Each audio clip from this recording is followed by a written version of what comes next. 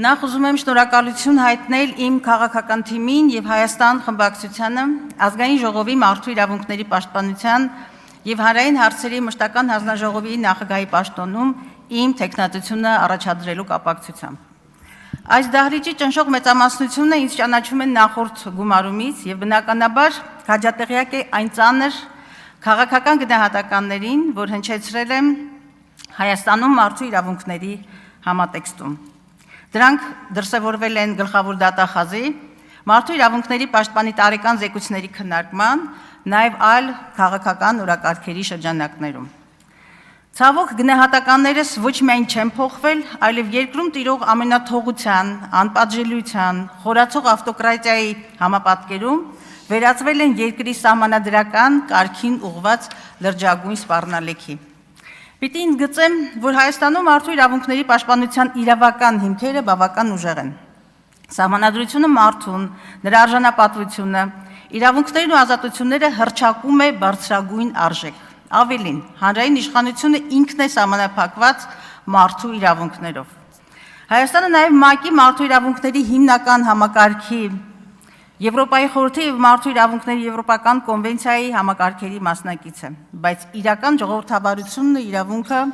որոշվում են ոչ թե սահմանադրության գեղեցիկ ձևակերպումներով կամ կոնվենցիաներով, այլ այն պահով, երբ քաղաքացին առերեսվում է պետության ուժին։ Այն ինչ հետ հայ մարդն ու հայ հասարակությունը բախվում են ամեն օր, աղերս չունի ոչ իրավական և ոչ էլ ժողովրդավարական պետության հետ։ Ասածից լավագույն ապացույցը մեզ շրջապատող իրականությունն է միջազգային մի շարք կազմակերպությունների գնահատականները։ 21-25 թվականներին Հայաստանում մարդու իրավունքների վիճակի վերաբերյալ բավական մեծածավալ ուսումնասիրություններ են կատարել միջազգային կազմակերպություններ, տարբեր գերատեսչություններ, ՄԻՊ-ի, քաղաքական հասարակության ներկայացուցիչներ, նաև Եվրոպայի խորհրդի մարդու իրավունքների հանձնակատարը։ Այս կառույցները քննության առարկա են դարձրել իրավական և ժողովրդավարական պետության հիմքում ընկած կարևորագույն սկզբունքներ՝ կյանքի իրավունք, խոշտանգումներ, անձնական ազատություն, կալանք, արդար դատաքննություն, հավաքների ազատություն, ընտրական իրավունք, սոցիալական, կրթական,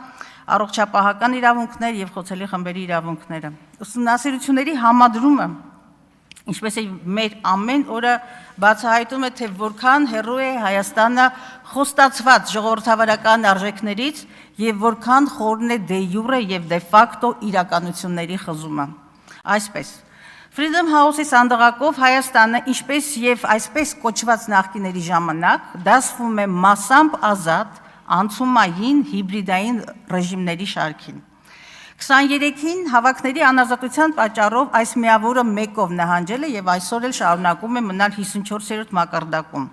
Սա, ըստ էության, քաղաքական և քաղաքացիական ազատությունների, այսպես ամփոփ ցուցիչն է, որը շատ ցածր է։ Նաև արձանագրվում է, որ դատաիրավական բարեփոխումներն ու հակակոռուպցիոն քաղաքականությունը դրական տեղաշարժեր չեն արձանագրել, իսկ 21 թվականից Հայաստանում պետական կառավարման որակը նահանջել է 57-ից իջնելով 64-ի։ Իրավապաշտպան կազմակերպությունները փաստում են, որ Հայաստանը վերջին 5 տարիներին շարունակում է բախվել լուրջ ինստիտուցիոնալ խնդիրների հետ, որոնք ցավոք սրտի համակարգային բնույթ են կրում։ Դատական համակարգի անկախության խնդիրը չլուծված են համարում Human Rights Watch-ը, Amnesty International-ը, Վենետիկի հանձնաժողովը, տեղական քաղաքացիական մի շարք կազմակերպություններ։ Համակարգային են և չլուծված քրեակատարողական հիմնարկներում խոշտանգումները,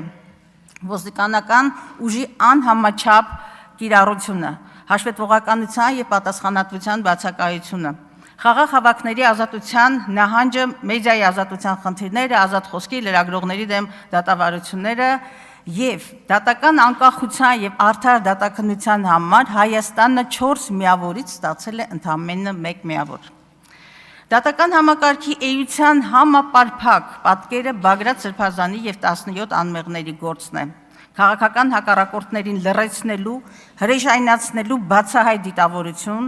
մոնտաժված, հանրությանը մոլորեցնող մեղադրական հիմքեր և ողջ ընթացքում քաղաքական իշխանության ներկայացուցիչների կողմից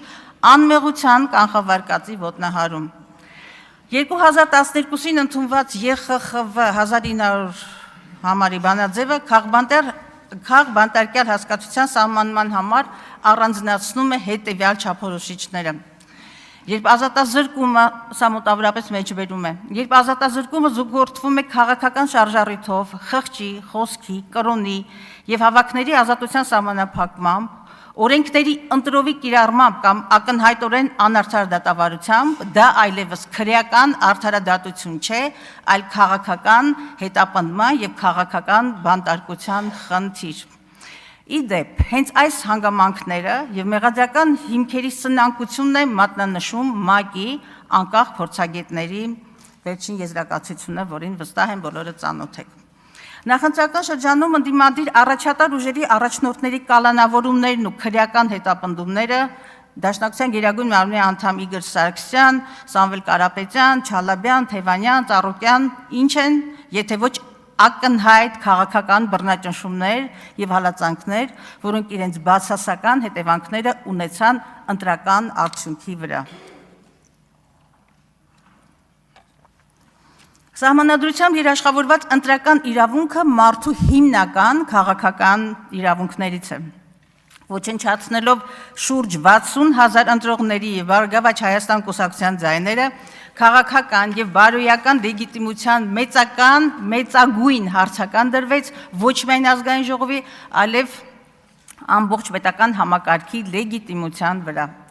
Այս դահլիճում իմ գործընկեր ազգային ժողովի падգամավոր Արթուր Սարգսյանի բացակայությունը ընտրական իրավունքի կոպտագույն խախտում է, նաև դատաիրավական համակարգի քաղաքական կախվածության բացահայտ դրսևորում։ Ոստիկանության համակարգում շարունակվում է անպատժելիությունը։ 2025-ի դրությամբ որևէ ոստիկանական ծառայող քրեական պատասխանատվության չի ենթարկվել խաղաղ ցուցարարների դեմ ոչ իրավաչափ գործողությունների, ընդդիմադիր падգամավորների խոշտանգումների, լուսաձայնային նռնակների ապօրինի օգտագործման, 101 անձի վնասվածքների դեպքերով, այն դեպքում, երբ բռնությունները տեղի են ունեցել առցանց, այսինքն օնլայն ռեժիմում։ Բերման ենթարկվածների խոշտանգումները նաև բաժիններում են շարունակվել եւ ես ինքս անձամբ ականատեսն ու ներկան եմ եղել դրանցից գոնե մի քանիսի։ Բազմաթիվ հրապարակային դեպքերից հիշեմ ընդամենը մեկը, շարունակվում է անպատիժ մնալ Սամվել Վարդանյանին խոշտանգած ոստիկանական խումբը, իսկ վերջերս պարզվեց, որ նրանցից ոմանք անգամ առաջխաղացում են ունեցել։ Այն, որ իրավապահ մարմինների բռնությունների դեմ բացակայում են արդյունավետ պատասխանատվության մեխանիզմները, արձանագրել է նաև Human Watch-ի 25 թվականի զեկույցը։ Իդեպ այս բոլոր ցուցիչները, տվյալները, որոնց մասին ես խոսում եմ, բաց աղբյուրներում են եւ դուք կարող եք ազատորեն ուսումնասիրել եւ հասկանալ եւ գնահատել։ Հակառակ ՍԵՊԱ պարտավորություններին Հայաստանում կալանքը շարունակում է մնալ ամենատարածված խափանման միջոցը։ 4 տարում թիվը կրկնապատկվել է հասնելով 2500-ի։ Թեև ամբողջությամբ բավարարման մակարդակը 77-ից իջել է 61-ի, սակայն չեն ապահովում միեդի չափանիշները՝ կալանքի անհրաժեշտություն, հիմնավորվածություն, համաչափություն, այլընտրանքային միջոցների առաջնայնություն։ Անմարդկային իրավիճակ է քրեական արդարադատության, կալանավորների ազատությունից զրկված անձանց իրավունքների ոլորտում։ Խոշտանգումներ, բժշկական օգնության անբավարար մակարդակ, անտանելի կենցաղային պայմաններ, ինքնավնասում, ինքնասպանությունների աճ եւ սրանք չեն դառնում պատշաճ քննության առարկա։ 2025-ին քրեակատարողական հիմնարկներում մահերի թիվը կրկնապատկվել, հասել 24-ի եւ 8 ինքնասպանություն, որը վերջին 15 տարիների ամենավատ ցուցանիշն է եւ ամենաբարձր բնականաբար։ Ակնհայտ է, որ պետությունը տապալել է ազատությունից զրկված անձանց կյանքի եւ առողջության պաշտպանության իրեն վերապահված հատուկ դրական պարտականությունը։ Սա պետության դրական պարտականությունն է։ Բազմաթիվ են խնդիրները խոսքի ազատության ոլորտում։ 25 թվականին Հայաստանում լրագրողների եւ ԶԼՄ-ների իրավունքների խախտումների ընդհանուր թիվը նախորդ տարվա 208-ից հասել է 224-ի։ Եվ 24 եւ 25 թվականներին գրանցվել են ֆիզիկական բռնության, լրագրողների դեմ ֆիզիկական բռնության 15 դեպք։ Լրագրողների մասնագիտական գործունեության խոչընդոտման, թիրախավորման, սպառնալիքների եւ վիրավորանքների 45 դեպքերից 33-ը կատարվել են պետական մարմինների կամ պաշտոնյաների կողմից։ Պատկերացնում եք, պետական մարմիններ կամ պաշտոնյաներ։ Համատարած են մասնավոր կյանքի անձեռնմխելիության խախտումները, զանգվածային գաղտնալսումներ, գաղտնի նկարահանումներ, ընտանիքի անդամների թիրախավորումներ եւ սրանք անարգել հայտնվում են իշխանական լրատվամիջոցներում։ Օրինակները տասնյակներ են, հիշեմ ընդամենը վերջինը, որը պարզապես խայտառակություն էր, եթե ոչ վրեժխնդրություն, եւ անձնական եւ ընտանեկան կյանքին վերաբերող չափածուցված տվյալները տեղ են գտնում քննչական կոմիտեի հայտարարության մեջ։ Հայաստանի Հանրապետությունում մարդը բարձրագույն արժեք է, հաստատում է Հայաստանի Հանրապետության սահմանադրությունը։ Մարդուն կարելի է օրենքով զրկել ազատությունից, բայց օրենքով նրա արժանապատվությունը ոտնատակ անել որևէ տեղ այդպիսի արձանագրում չկա։ Եվ Գագիկ Ծառուկյանին, Կոչուբաևին, Արգամ Աբրահամյանին եւ ընդդիմադիր հայացքներ ունեցող տասնյակ գերիներին, տասնյակներին գետնին փռելու տեսարանները ոչ իրավունքի, ոչ էլ արդարադատության հետ որևէ աղերս չունեն։ Սահմանադրական 3 հոդվածներով 17, 18, 41 պետությունը երաշխավորում է խղճի եւ կրոնի ազատությունը, նաեւ կրոնական կազմակերպությունների ինքնավարությունը, շատ կարևոր բառ է, առանցքային ինքնավարություն։ 17 թվականի սեպտեմբերի 14-ի միեդի վճռով միանշանակ արձանագրվել է, որ պետական դատարանները իրավասու չեն քննելու եկեղեցական ներքին կյանքին առնչվող եւ կանոնական իրավունքներով, սա էլ է կարևոր բառ, կանոնական իրավունքով կարգավորվող հարցերը, քանզի այսպիսի միջամտությամբ ոչ միայն խաթարվում է կրոնական կազմակերպությունների ինքնավարությունը, այլև մարդկանց, մեր բոլորի խղճի եւ դավանանքի ազատության իրավունքը։ Եվ այդուհանդերձ քաղաքական մեծամասնությունը հանցավոր եւ բացահայտ հակասահմանադրական ընթացք է որդեգրել, հայտարարելով վեհափառ տիրոջը նորին սուրբոտություն Գարեգին II-ին հրաժարական պարտադրելու եւ ազգային եկեղեցու կառավարման կարգը, ինքնավար եկեղեցու կառավարման կարգը փոխելու իր նպատակադրումը։ Երբ իշխանությունն է որոշում, թե ով պետք է ղեկավարի եկեղեցին, ընդ որում ամեն գնով, իսկ որ ամեն գնով է բոլորս ենք տեսնում եւ ամեն օր, սա այլևս խոսում է ամեն բանի մասին, բայց ոչ իրավական պետության։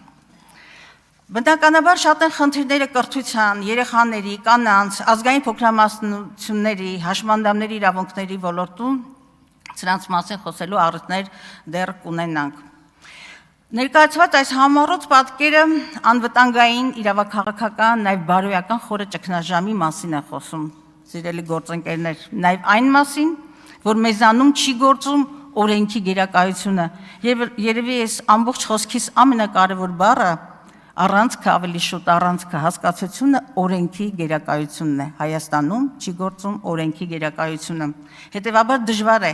հայ մարդուն համոզել, որ իր քաղաքական եւ ոչ միայն քաղաքական բոլոր իրավունքները պաշտպանված են։ Ժողովրդի նկատմամբ սիրո հրապարակային խոստովանությունը ոչինչ է, երբ անվտանգային, իրավական եւ սոցիալական երաշխիքների փոխարեն կառավարության շենքից հերթական անկման անոնսն է կատարվում։ Բնականաբար ես ինքս ինձ դավաճանած կլինեի, եթե չբարձրաձայնեի Բաքվում պատանդարված հայ ռազմագերիների եւ Արցախի ռազմաքաղաքական ղեկավարության վերադարձի խնդիրը։ Սա մեր երկրի եւ մեզանից յուրաքանչյուրի արժանապատվության հարցն է եւ ոչ մի իրավունք, ոչ մի խաղաղություն չի կարող ամբողջական լինել, քանի դեռ Բաքվում կա հայազգի գետ 1 պատանդ։ Ես այդ աշխատանքը փորձում եմ անել նաև միջազգային հարթակներում եւ այդ աշխատանքը շարունակելու եմ բոլոր հնարավոր հարթակներում։ Սիրելի հայրենակիցներ, Ազգային ժողովի մշտական հանձնաժողովի նախագահի պաշտոնում ընդդիմադիր թեկնածուի առաջադրումը ոչ թե հայեցողական, այլ սահմանադրական պարտադիր լիազորություն է։ Ըստ այդմ ԱԺՄ մարդու իրավունքների պաշտպանության եւ հանրային հարցերի մշտական հանձնաժողովում աշխատանքները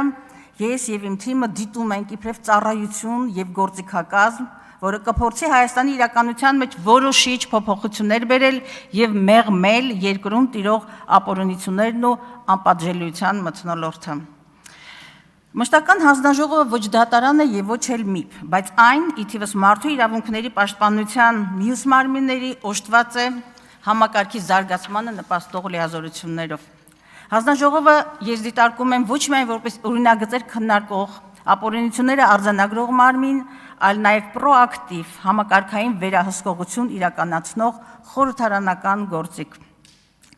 Կարևորում եմ միասնական մեխանիզմի որդեգրումը, որը ամեն տարի կստուգի նախորդ զեկույցներում հայտնաբերված խնդիրների լուծումը եւ կգնահատի մարդու իրավունքների իրական վիճակը։ Ես տարբեր զեկույցներից թվական փաստեր էի ներկայացնում, բայց մեկ համապարփակ զեկույց գնահատում արժևորում, թե իրական վիճակը ինչպիսին է Հայաստանում մարդու իրավունքների, այդպիսի ուրեմն փաստաթող գոյություն չունի։ Հանձնաժողովը լրջագույն ներդրում պիտի ապահովի, կարծում եմ, նաև մարդու իրավունքների պաշտպանության ազգային ռազմավարության եւ նրանից բխող գործողությունների ծրագրի մշակման ուղղությամբ, որովհետեւ նախորդի գործունեությունը ավարտվել է 25-ին եւ առաջիկայում ըստ նախատեսված կամ խոստումների 2026-ին պիտի նորը որդեգրվի։ Գործունեությունս կրելու է ներառական բնույթ, այն է մասնագիտական հանրության ընտրվելու պարագայում իհարկե, կրելու է ներառական բնույթ, այն է մասնագիտական հանրության, քաղաքասարակության եւ հանրության լայն ներգրավվածություն միջազգային իրավապաշտպան կազմակերպությունների հետ սերտ աշխատանք։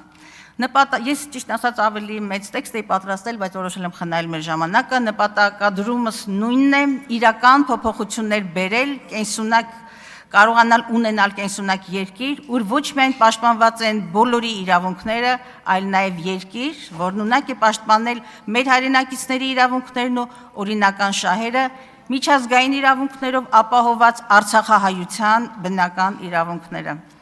Այնուամենայնիվ ամփոփելով խոսքս ուզում եմ եզրափակել անկախ այն հանգամանքից, գործընկերներ, դուք ինձ կընտրեք թե ոչ, քաղաքական մեծամասնությանը նկատի ունեմ,